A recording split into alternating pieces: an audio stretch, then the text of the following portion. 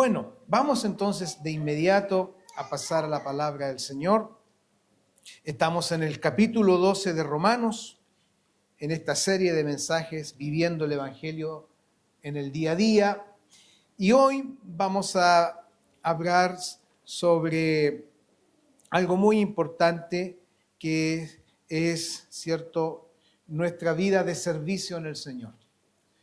Así que le invito a abrir su Biblia, o si la tiene ahí en su dispositivo móvil, en el capítulo 12, del versículo 3 al 8, vamos a tener algunos versículos para nuestra base bíblica del mensaje de hoy. Bueno, dice entonces así esta bendita palabra. Digo, pues, por la gracia que me es dada, a cada cual que está entre ustedes, que no tenga más alto concepto de sí que el que debe tener, sino que piense de sí con cordura, conforme a la medida de fe que Dios repartió a cada uno. Porque de la manera que en un cuerpo tenemos muchos miembros, pero no todos los miembros tienen la misma función, así nosotros, siendo muchos, somos un cuerpo en Cristo, y todos miembros los unos de los otros. De manera que, teniendo diferentes dones, según la gracia que nos es dada, si el de profecía, úsese conforme a la medida de la fe, o si de servicio, en servir, o el que enseña, en la enseñanza, el que exhorta, en la exhortación, el que reparte, con liberalidad, el que preside con solicitud, el que hace misericordia con alegría. Amén. Viviendo el Evangelio en el día a día, en la primera parte de estos sermones, el Señor nos hablaba de esta transformación que vamos teniendo en el Señor nosotros en forma personal. Comienza este capítulo con un proceso que vivimos todos personalmente. Si hay algún hermano que no ha escuchado los dos mensajes anteriores, le invito a que los escuche, están en la plataforma, para que pueda seguir el hilo de estos mensajes, porque va todo en un engranaje perfecto para bendición de nosotros. En la primera parte, el Señor nos habla de esta transformación que vamos teniendo, de esta metamorfosis espiritual que Dios va realizando nosotros para que podamos comprobar y a la vez hacer la buena voluntad de Dios, ¿cierto? Que es agradable, que es perfecta. Y Dios va haciendo una renovación en nuestro entendimiento, ¿ya? Porque para hacer la voluntad de Dios debemos tener un entendimiento renovado. No nos sirve tener una mente que está viciada al viejo hombre. No nos sirve una mente, incluso una mente religiosa, de una religiosidad humana. El Señor tiene que renovar nuestro entendimiento. Y esa es obra de Dios a través de su palabra, por la acción del Espíritu Santo que va transformando nuestra vida de gloria en gloria hasta que la imagen de Cristo vaya y sea nítida en nosotros. Y nuestro entendimiento debe ser renovado, mis queridos hermanos. Y eso el Señor nos hablaba en los sermones pasados. No voy a ahondar mucho en eso porque tengo que enfocarme en el mensaje de hoy. Y el apóstol va a hablar de una segunda parte donde le está hablando a la iglesia, a esta iglesia que está renovada en su mente, a esta iglesia que está siendo o va siendo transformada espiritualmente. Pablo el apóstol comienza el versículo 3, dice, digo pues, dado lo anteriormente señalado, él con propiedad va a señalar lo siguiente, y además por el respaldo de la gracia que Dios le había dado a él. Aquí la palabra gracia, ¿cierto? En griego charis o charis, que es, ¿cierto?, este favor de Dios, esta ayuda de Dios, obviamente inmerecido, que no lo merecemos, pero Dios ha querido darnos este charis, esta gracia. Pablo dice, por la gracia que me es dada, ¿cierto?, va a emitir un consejo muy importante a estos hermanos cuyo entendimiento va siendo renovado y cuya transformación el Señor va haciendo en sus vidas.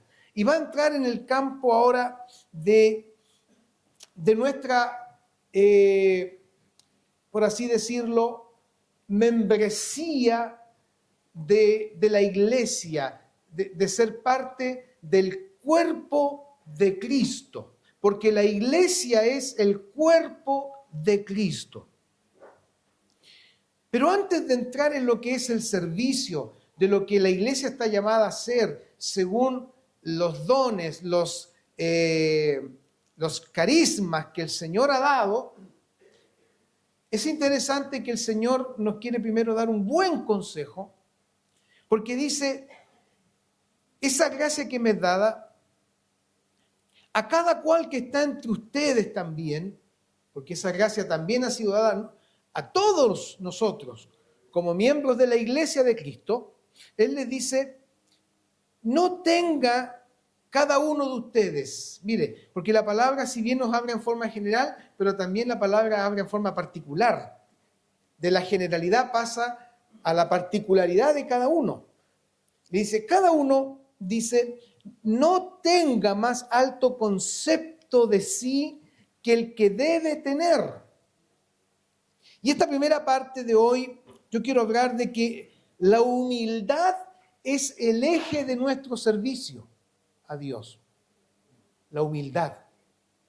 Porque Él dice, cada uno de ustedes no tenga más alto concepto de sí que el que debe tener. Entonces, Pablo le está diciendo, no tengan, por así decirlo, un elevado concepto de ustedes, ¿ya? Sino que dice, y aquí hay una palabra muy importante, piense. Piense. ¿Sabe usted que el Señor nos llama a pensar? Porque Él nos hizo seres pensantes. Piense, dice, de sí, es decir, de hacia adentro, hágase una mirada hacia adentro. El texto original dice que debe mirarse hacia adentro. ¿Y cómo debe mirarse hacia adentro? ¿Con qué mirada debe hacerlo? Todos nosotros.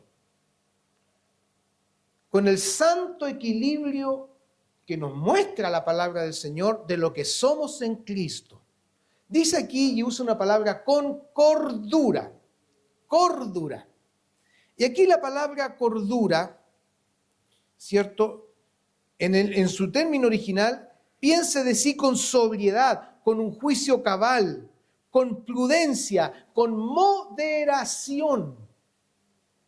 Porque si no pensamos eso de nosotros mismos, corremos el riesgo de irnos a dos extremos que son muy peligrosos. Uno, que lo menciona Pablo, que tengamos un alto concepto de nosotros mismos. Y eso nos hace mirar a todos los demás por debajo, mirarlos inferiores a nosotros. ¿Por qué? Y por eso que Pablo advierte antes, porque como el Señor nos ha dado carismas, dones, podemos pensar de que somos mejores que otros porque tenemos tales dones o tenemos tales capacidades dadas por el Señor y nuestro servicio al Señor deja de ser hecho con humildad, sino con un espíritu de orgullo, de soberbia y de mirar en menos al otro. Pero cuando pensamos de sí con cordura, con sobriedad, con moderación, basados en la palabra de Dios que dice lo que somos, nuestro pensamiento de sí va a ser el correcto. Pero también podemos ir al otro extremo, de tener un concepto demasiado bajo de nosotros y sentirnos la nada misma y que no sirvo para nada, ¿cierto?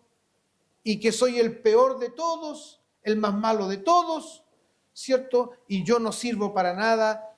Dios, ¿quién me va a ayudar si yo no sirvo para nada, no tengo ningún... Entonces, se fija, podemos irnos a los dos extremos que son peligrosos. ¿Y por qué son peligrosos? Porque el que piensa que no sirve para nada en el cuerpo de Cristo, al final no va a hacer nada. Porque dice, yo no sirvo para nada. Y mira a los demás, ¿cierto? Oh, los demás tienen esto, lo otro. Yo no tengo nada. Y dice, soy un pobre diablo, no sirvo para nada en la iglesia. Entonces eso lo va a llevar a un retroceso en su crecimiento espiritual y un retroceso en su servicio, porque como él piensa que no sirve para nada, no hace nada. Ojo con ese pensamiento. Pero el que piensa al otro extremo, que tiene un alto concepto de sí, yo lo puedo hacer todo. Esto es pan comido para mí, no hay problema con hacer esto. Porque tiene un alto concepto. Si no estoy yo, esta cosa no funciona, ¿cierto, hermano Samuel? No funciona esta cosa si yo no estoy. Y mira en menos a los demás. Y le añade sus capacidades naturales, sus estudios que pueda tener, y se siente sobrado, y se siente, ¿cierto?, que no necesita ser enseñado, que no necesita que lo ayuden, que lo orienten, porque él lo sabe todo, porque tiene un alto concepto de sí mismo. Pero Pablo nos va a enseñar por la palabra de Dios que debemos pensar desde adentro de nosotros con una cordura, con una mente sobria, cabal, prudente, moderada, de que somos hijos de Dios, somos redimidos por el Señor, somos lo que somos por su gracia y Él nos llamó a servirle, nos llamó a poder tener vidas consagradas para Él a su servicio.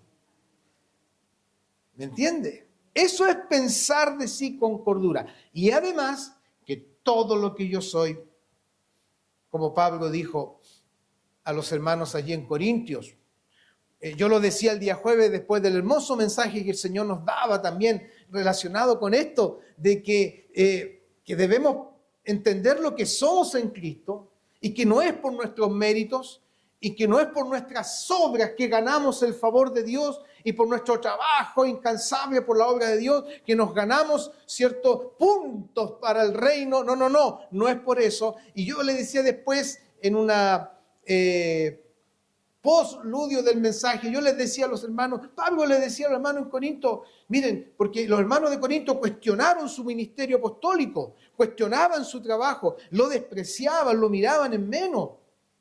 Entonces Pablo tuvo que forzadamente decir lo que era en el Señor, y él dice ahí en 1 Corintios 15, antes yo he trabajado más que todos los apóstoles. Y la verdad que era así. Y si hubiéramos juntado a los 11 apóstoles, Pablo les sacaba ventaja, pero con mucho, de todo lo que él había trabajado. Y él dijo, he trabajado más que todos ellos.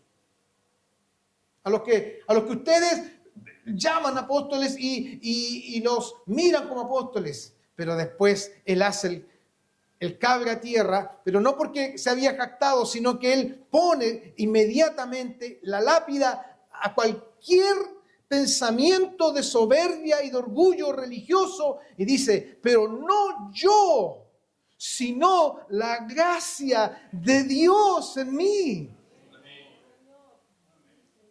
Eso es pensar con cordura. Entonces el apóstol le dice, conforme a la medida de la fe que Dios repartió a cada uno. Aquí la palabra fe, pistis, nos habla de la fe salvadora, es decir, Dios nos ha salvado por su gracia, por esa fe en Cristo. Y esto no es don, no es de ustedes, esto es don de Dios. Entonces, mis amados hermanos, tengamos ese concepto ponderado de la palabra de Dios de cada uno de nosotros. No se vaya a las nubes pensando que aquí yo sé más que todos. Y no piense usted tampoco de que no sirve para nada. Porque a veces me he encontrado con hermanos y hermanas y me lo han dicho en un espíritu sincero. Porque el Señor me da testimonio en un espíritu sincero. Se sienten muy poca cosa, se sienten menos. Y hermana dada, hermano amado, no te veas así. Ve y obsérvate a la luz de las Escrituras.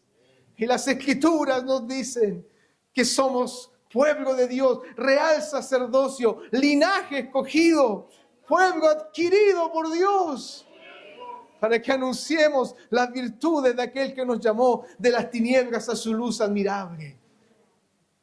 Cuando pensemos y pensamos así, podemos ahora pasar a lo siguiente, que es esta unidad en el cuerpo de Cristo. Lo primero era la humildad es el eje de nuestro servicio. La humildad debe recorrer todos nuestros actos en el Señor. Todo nuestro trabajo en el Señor debe ser hecho con humildad. Ustedes se acuerdan, y en el pueblo pentecostal hay un testimonio que es muy antiguo, quizá ustedes se acuerdan, de un joven, de un hermano joven, muy preparado, que le dieron la predicación. Y él pensó esto de sí: aquí van a ver lo que es un buen mensaje. Menospreciando a esos predicadores sencillos que no tenían mayores conocimientos, porque en esos años no estaban todas las condiciones que hoy por la misericordia de Dios tenemos para aprender. Pero este hermano joven subió al púlpito con una actitud de un alto concepto de sí mismo, queriendo dar cátedra. Pero resulta que, no, como decimos, no ató ni desató en el púlpito. Fue un desastre. Y cuando baja del púlpito, humillado, cabizbajo, derrotado, se le acerca un anciano de la iglesia y con mucho amor le dice: hijo, si hubieras subido como bajaste, otra cosa habría sucedido. La humildad es el eje de nuestro servicio.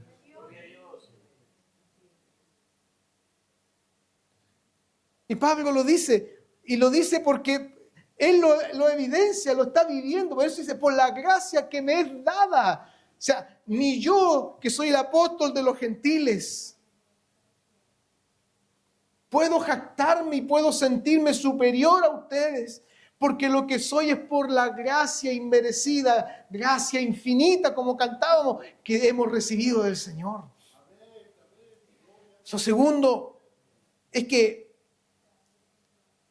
Dios, o la palabra del Señor nos enseña acá, la unidad en el cuerpo de Cristo. Y Pablo aquí va a mencionar algo que también lo menciona en Primera de Corintios, capítulo 12, que la iglesia es un cuerpo. De ahí viene el sentido de corporativo, el sentido de que somos un cuerpo. Y dice: porque de la manera que en un cuerpo, aquí pone el ejemplo del cuerpo humano, porque de la manera que en un cuerpo tenemos muchos miembros, obviamente el cuerpo humano tiene muchos miembros, manos, pies, cabeza, oído, todo eso, pero no todos los miembros tienen la misma función, y eso es verdad, porque Dios nos hizo con un diseño maravilloso. La mano no puede hacer lo que hace el pie, el oído no puede hacer lo que hace el ojo, porque Dios a cada parte de nuestro cuerpo le dio una función específica. Y el apóstol usa este símil con el cuerpo humano. Así nosotros, Lo traslada ahora a la iglesia. Y trasladémoslos ahora a esta congregación. Así nosotros. Y ya me encanta cómo comienza, porque aquí el nosotros no habla de una individualidad, no habla de un individualismo. El nosotros habla de algo que es variado y de algo que es interdependiente. Así nosotros. Por ejemplo, de repente alguien dice, bueno, Dios bendiga tu iglesia. Bueno, ¿y usted no es miembro de la iglesia? Usted, Dios bendiga nuestra iglesia. Porque somos nosotros, miembros del cuerpo. Así nosotros, dice el apóstol, siendo muchos, y ya 3 son muchos. 3 son multitud, como había por ahí una película. Y en una iglesia ya 10 son muchos, porque son 10 distintos. Y 50 ya son muchos. Y 100 ya son muchos. Y 150 son muchos. Y 200 ya son muchos. Pero vámonos al contexto nuestro. Nosotros siendo muchos, mire, nosotros siendo muchos, Pablo después lo extrapola a uno solo, que somos un cuerpo en Cristo. ¡Qué lindo! Todos estos muchos, la palabra ahora los aglutina y los coloca bajo el título de un cuerpo. Un cuerpo en Cristo. ¿Ya? Y luego sale de ahí y se va otra vez a la pluralidad y dice, y todos, estos muchos miembros, los unos de los otros. Eso nos habla de una interdependencia como iglesia y echa por tierra todo pensamiento individualista de que yo puedo caminar solo, que yo no necesito la iglesia, de que yo no necesito estar con otros, porque yo llevo mi fe en forma personal. Sí, cada uno lleva su fe personal con el Señor, su fe individual con Cristo, pero eso después se debe reflejar en nuestra interdependencia como iglesia de Cristo, porque dice todos miembros los unos de los otros. Dios nunca se va a agradar cuando alguien dice, yo amo a Dios, pero no necesito la iglesia. Porque hoy día de esos hay muchos. No, yo amo al Señor y yo tengo comunión con el Señor, pero no necesito la iglesia.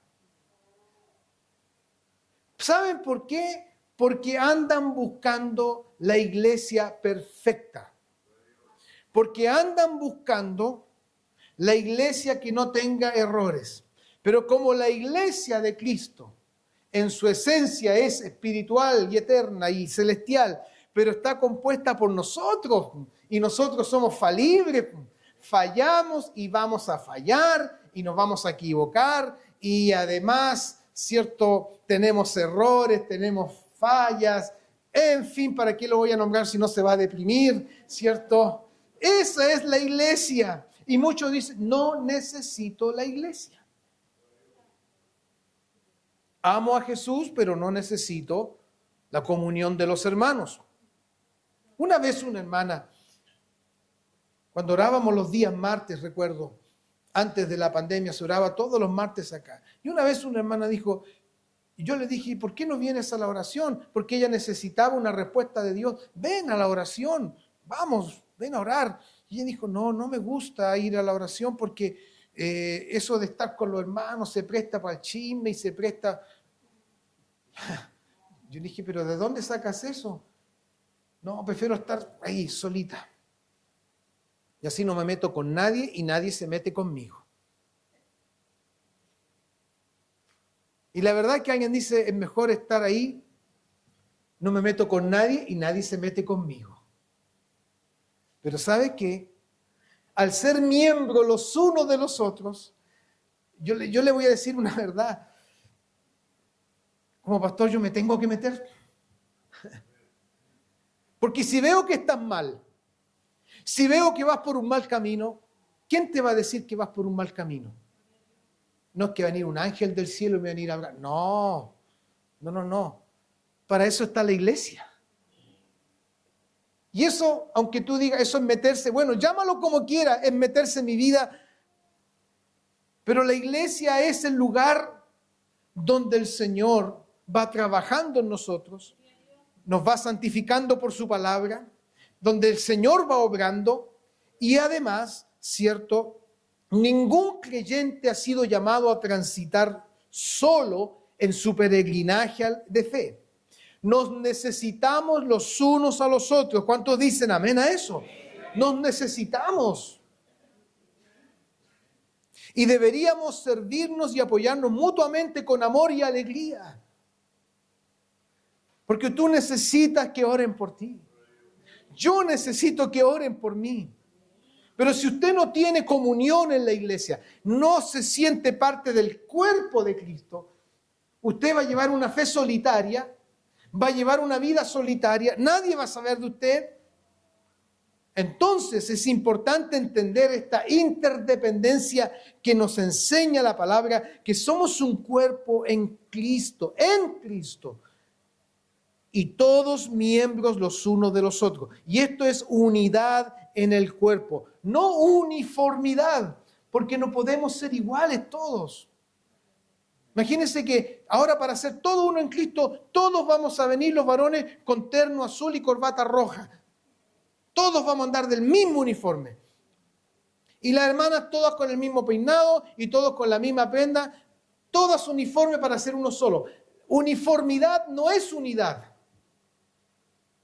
Porque Dios nos hizo distintos, Dios nos hizo con capacidades distintas, nos hizo con talentos distintos y además la gracia, el chariz de Dios nos ha dado dones distintos. Entonces en toda esta diversidad el Espíritu Santo trabaja para que haya unidad entre nosotros y seamos uno solo en el cuerpo de Cristo. ¡Gloria a Dios!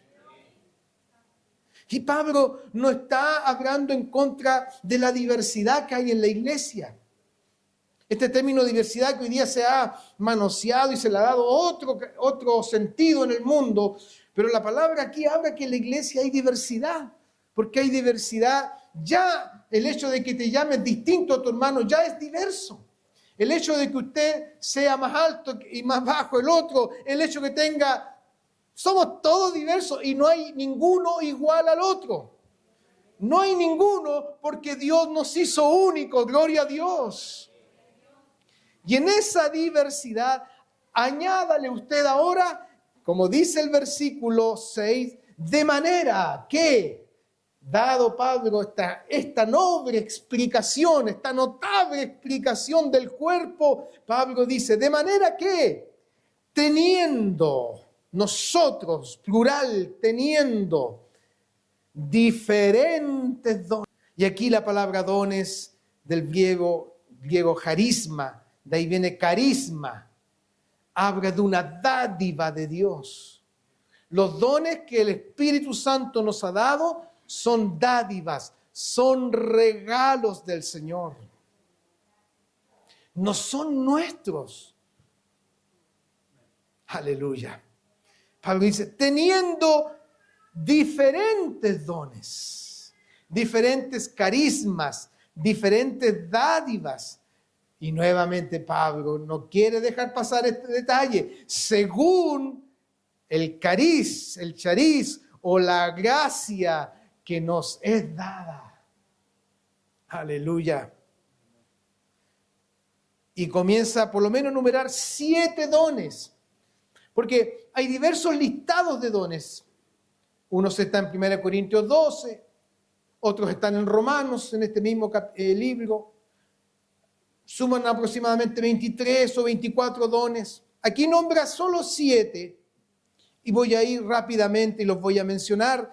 Dice, si el de profecía, don dado por la gracia del Señor, profecía, aquí habla, ¿cierto?, de un elemento tanto predictivo como de una palabra que el Señor puede dar por el Espíritu acerca de alguien o algo en un hermano. El que tiene ese don, gloria al Señor, ¿cómo lo debe usar?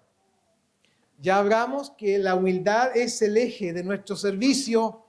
Hablamos que ahora somos parte del cuerpo de Cristo, independiente, interdependiente unos de otros. Dice Pablo aquí, debe usarse conforme a la medida de la fe. Es decir, usarse entendiendo de que por la gracia de Dios somos parte de la iglesia del Señor, somos salvos, ¿cierto? Somos, ¿cierto?, redimidos por el Señor. Y toda profecía, como dice Pablo en 1 Corintios, viene con un triple objetivo: para consolar, para edificar y para exhortar. Entonces, si alguien tiene el don de profecía, si alguien en la congregación lo tiene, debe usarse según el modelo bíblico. Y fíjese que con esto ya uno entiende, el que tiene el don, aquí no es llegar y hablar por hablar.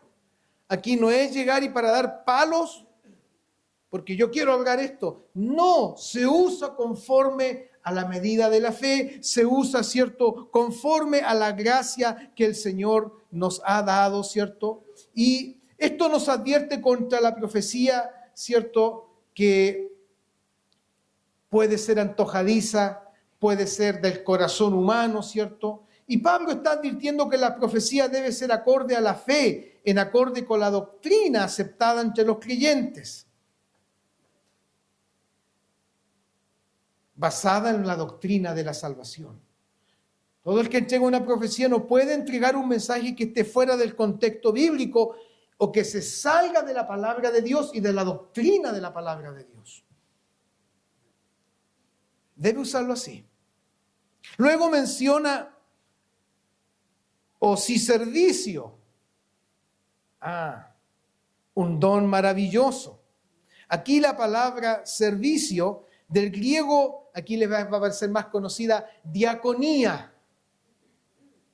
Significa ministración, significa ayudar, significa apoyar. Entonces, el que tiene el don del servicio, que es un don que a muchos no les gusta, porque ¿a quién le gusta andar sirviendo? Nos gusta quizás los dones más espectaculares, los que se ven más espectaculares, pero la palabra de Dios nos aterriza, nos dice el que de servicio, el de diaconía, úselo, ¿para qué? Para servir, no para mostrarse, no para creerse superior, no para mostrarse a los demás que está haciendo algo, sino servir. Y si yo no tengo el don del servicio, pastor, entonces no sirvo, ¿cierto? No. Lo que pasa es que cuando Dios ha dotado a algunos de este don, el servir es algo maravilloso para ellos y fluye y no tienen problemas, ¿cierto? No hay cansancio, no hay nada, porque el Espíritu Santo los dota para poder trabajar. Pero el resto que no tiene ese don, igual están llamados a servir. Pero hay hermanos que aquí en la iglesia tienen el don del servicio, claramente, y en distintas áreas. Por ejemplo, mis hermanos del Ministerio de Alabanza, ministerio, diaconía, ustedes sirven a través de la alabanza y la música que ejecutan. Sirven con eso. Y vaya que sirven, ¿cierto? Dios bendiga a nuestros hermanos del Ministerio de Alabanza. Dios les bendiga grandemente. Sigan sirviendo con eso.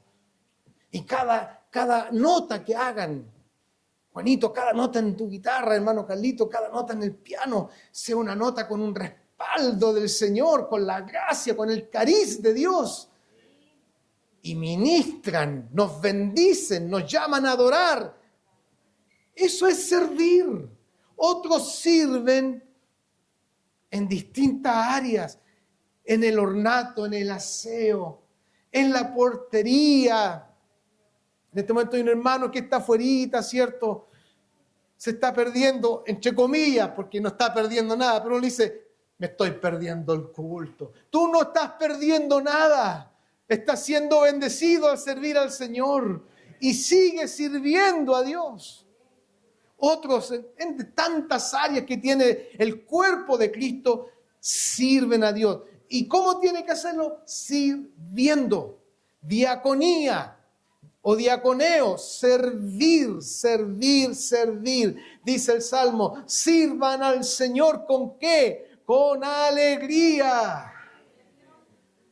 Sirvan al Señor con alegría.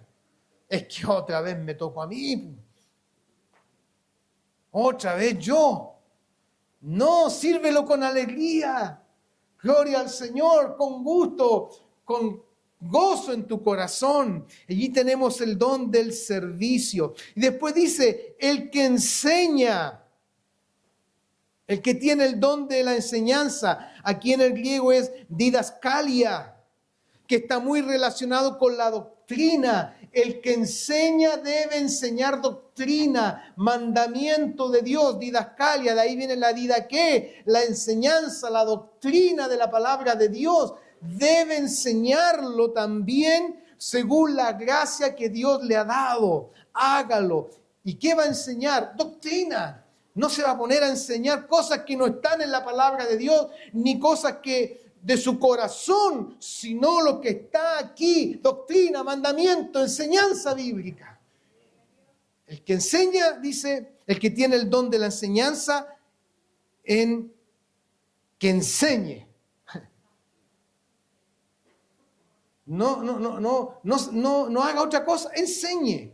Si el Señor lo comisiona, usted va a enseñar la palabra de Dios, enseñe.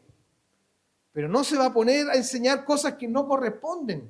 O no va a ser de ese espacio de la enseñanza un espacio para murmurar, para criticar la iglesia, ¿cierto? O para ver los errores de la iglesia. No, es un espacio para que enseñe. Porque Dios nos dio la gracia no para andar hablando fuera del tiesto. Dios nos dio la gracia para enseñar su palabra. Gloria al Señor. ¿Qué otro don menciona? El que exhorta, trabaje en la exhortación. ¿Y qué es exhortar? Aquí la palabra exhortación, me encantó esta palabra. Es paraklesis, en el griego, paraklesis. El prefijo para es al lado de. ¿Qué quiere decir? Alguien que conforta, alguien que anima, alguien que consuela, alguien que levanta. ¿Sabes por qué? Porque cuando ahora mismo Dios nos está enseñando una palabra, ¿cierto?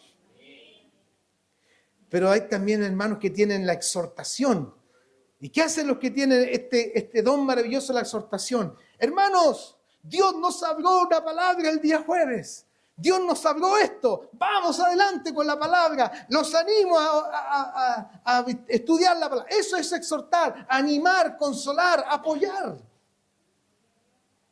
Y también hay hermanos que tienen el don de la exhortación. ¿Sabes que la exhortación va de la mano de la enseñanza? Porque uno puede enseñar, pero muchas veces se necesita que alguien exhorte, anime, aliente. Como le llamamos, un empujoncito, para que esa enseñanza sea más de provecho para aquel que la escuchó. Pero también no puede haber exhortación sola, tiene que haber enseñanza, porque aquí vamos a exhortar. Hermano, saca el campeón que hay en ti, hermano, tú puedes, hermano, pura energía positiva. No, la exhortación está basada en la palabra de Dios. Y vaya, cierto que hay tremendo aleluya, material en la palabra de Dios para animar, para exhortar, para consolar, para apoyar. Hay palabra de Dios abundante para que tú exhortes a otros. Ahora mismo esta palabra que Dios nos está dando, tú puedes tomarla y comenzar a exhortar a otros. Mira lo que el Señor nos habló, mira lo que el Señor quiere de nosotros. Te animo a que sirvamos a Dios con alegría. Eso es exhortar, animar, apoyar, consolar. Y si el hermano anda triste, el que tiene la exhortación, hermano, mira lo que nos habló el Señor. Tome esa palabra, créala, vívala. Recientemente cuando veníamos entrando aquí al culto, un hermano le exhortó a otra hermana y le decía, mira lo que dice la palabra, ¿cierto? Confiando en el Señor, dejando toda nuestra ansiedad sobre Él. Eso es exhortar. Ese chariz de Dios. El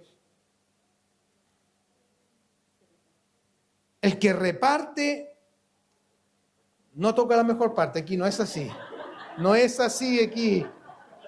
En la Biblia no dice eso. No. El que reparte. Y aquí la palabra reparte del griego metadinomi, significa el que entrega, el que da. Es decir, aquel que tiene el don de dar, de proveer, de bendecir, de ayudar en lo económico, cubriendo una necesidad. ¿Y cómo debe hacerlo? Dice, debe hacerlo con liberalidad. También hay hermanos que tienen este don. Porque el que no tiene el don, la piensan. Y algunos que están muy alejados del don, les cuesta dar. Pero el que tiene el don, y no culpo al que no lo tenga, porque el Señor da el don como Él quiere, el que tiene el don lo hace libremente. Liberalidad significa libremente. Significa con gusto, no hay problema, porque Dios le ha bendecido y lo puede hacer. Lo hace con libertad. Debe hacerlo con libertad para el Señor, para bendecir a aquel que lo necesita en un momento. Gloria al Señor. También, por la gracia del Señor, hay hermanos que tienen ese don de dar, de desprenderse. Y no tienen problema en eso. Y nadie los fuerza tampoco, porque no piensa usted, es que están ahí cargoseándolo. No. Usted ha visto que aquí no se cargosea ni se insiste, hermano, tiene que dar, hermano, hay que dar. No. Se llama a dar, por supuesto, pero no entramos en una insistencia, porque esto es conforme a lo que el Señor va tocando en nuestros corazones. El que preside. ¿Y qué es presidir? Aquí del griego proistami significa alguien que está adelante, estar adelante. Incluso dice gobernar, es decir, alguien que administra, alguien que va al frente de algo. Entonces el que preside, y hay hermanos que Dios le ha dado ese don de presidir, de que siempre están adelante, están llamando y están organizando, están ordenando. ¿Cómo debe hacerlo?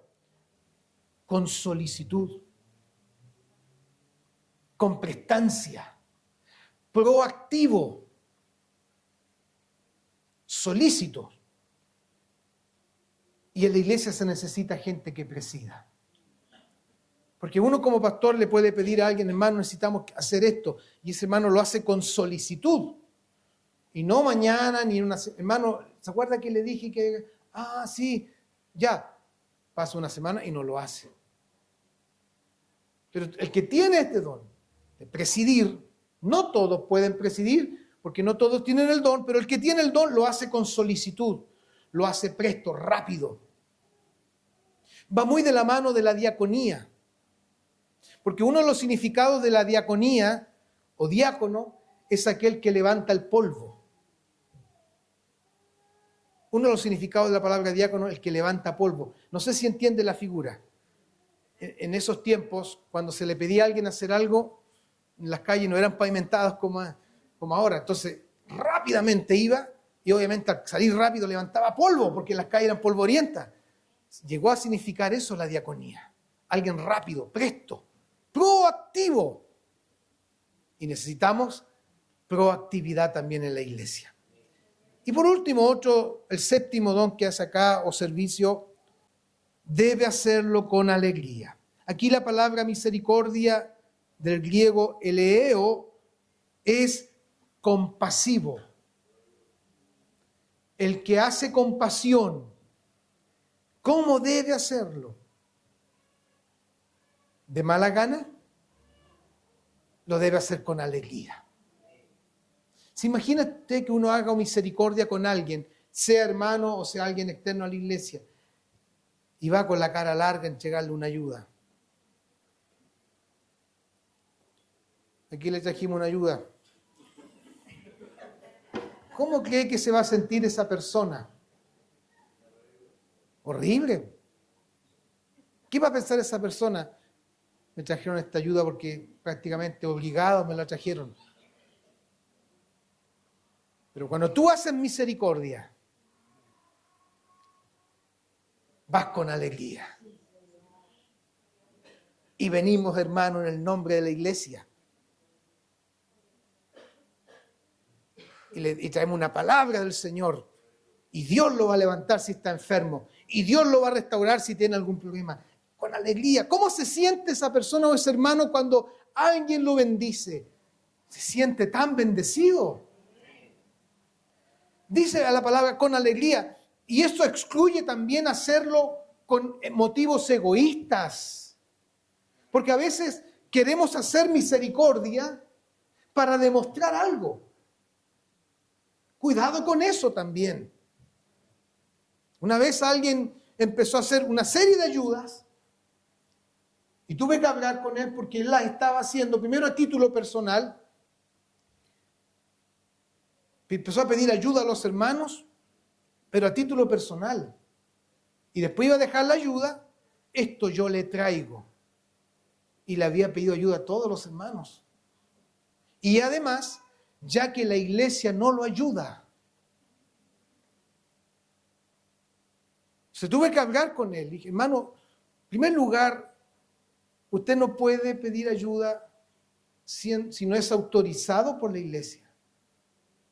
Y en segundo lugar, cuando usted va a entregar una ayuda, usted va a bendecir, no a entrar en murmuración, no a entrar en conflictos. Se enojó el hermano, se molestó, se fue. Aquí dice que hay que hacerlo con alegría, con gozo. Y si alguien no lo ha hecho antes, eso no importa. Usted hágalo, usted va a ser bendecido, usted va a recibir ese gozo del Señor de haber bendecido a alguien. Ahora, ¿por qué todo esto el apóstol lo menciona y vamos ya terminando y concluyendo el mensaje? Porque en la iglesia de Cristo, dado que tenemos ya una mente renovada por la palabra y tenemos una transformación dada por el Señor, estamos ahora capacitados, o como ya somos discípulos de Cristo, para servir. Y Dios nos ha dado dones. A todos los que hemos creído en Cristo, por su gracia hemos recibido dones. Algunos Dios le ha dado 2, 3, otros tienen 4, según el Espíritu ha repartido como quiere, porque esto es según el Espíritu. No es que el hombre, yo quiero este don. Dios da los dones como Él quiere y los reparte. Y debemos trabajarlo con humildad, no teniendo un concepto errado de nosotros mismos, porque se imagina que yo tuviera 5 dones, 5 gracias, y tengo un concepto muy alto de mí mismo. ¿Qué voy a pensar? Soy espectacular. En cambio, el hermano aquí tengo al lado, pucha, el hermanito falto de gracia. No tiene ninguna gracia. No se ría porque puede pasar o puede estar pasando que mires en menos a tu hermano y digas de él, este no tiene gracia para nada. ¿Qué sabes tú? ¿Qué sabes tú de lo que Dios le ha dado?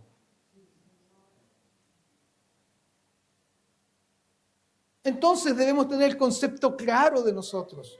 Y si Dios te ha dado 3, 4, 5 dones, no sé si alguien me puede ayudar, hermano Hans, alguien de los hermanos Néstor, ¿cuántos dones aproximadamente podría haber tenido Pablo? Hartas.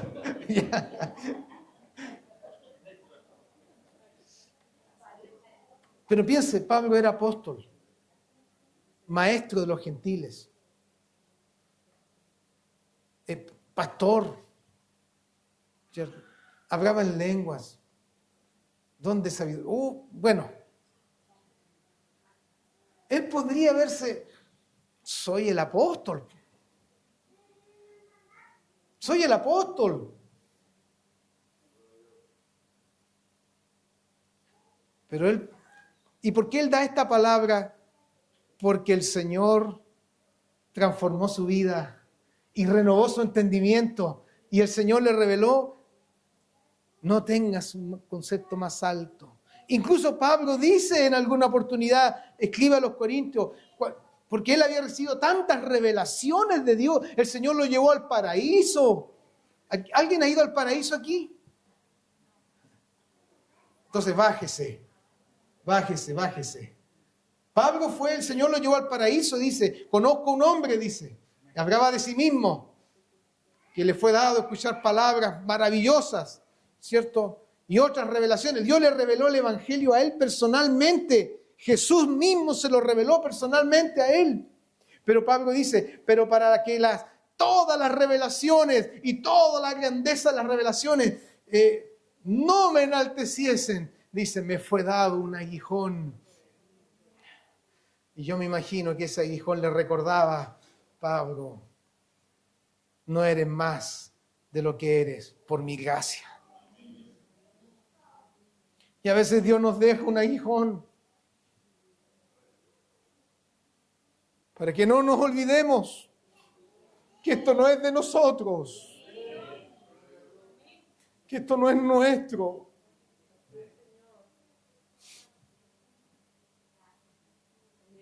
Por eso cada vez, y voy terminando, cada vez que sirvas al Señor en lo que Dios te ha dado para servir, nunca olvides o nunca olvidemos que somos lo que somos por su gracia. Aquí no hay suficiencia humana y puedes tener todos los títulos, pero sabes, ante Cristo no tienen valor. Y no digo que no sirvan. Pablo, a él le sirvió haber sido instruido a los pies de Gamaliel. Pablo era un hombre docto. Pero mira lo que dijo en Filipenses. Todo lo he puesto, lo he mirado como basura. Por amor a Cristo. Porque aquí lo que vale es la excelencia, el conocimiento de Cristo. No nosotros. El Señor bendiga su palabra. Vivamos el Evangelio día a día en la iglesia.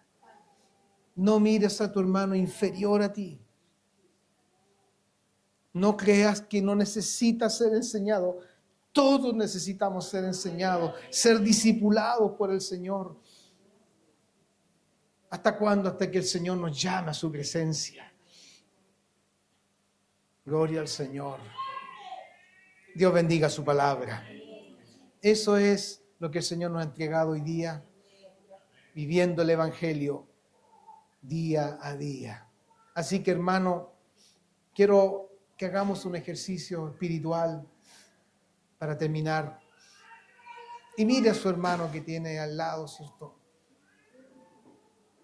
Mírelo como superior a usted. Superior. Yo reconozco mi insuficiencia. Y como pastor yo veo y digo, hay hermanos que en esta área son superiores. Y lo reconozco. Y doy gracias porque Dios los ha puesto. Doy gracias por esos dones que el Señor ha puesto. Que Dios te bendiga. Pero también no olvidemos que somos uno en Cristo. Juanito, por favor, ¿nos puedes ministrar con una alabanza? Vamos a alabar al Señor para ir ya terminando.